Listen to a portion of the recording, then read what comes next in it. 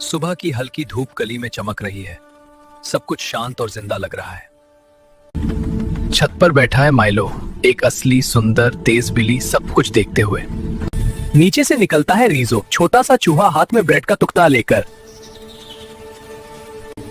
मिलो की नजर पड़ती ही उसका ध्यान बस रीजो पर टिक जाता है।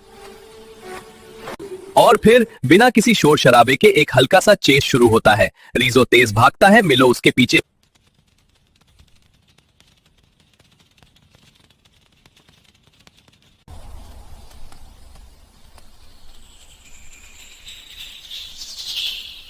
सनसेट की रोशनी में मिलो और रीजो साथ बह जाते हैं।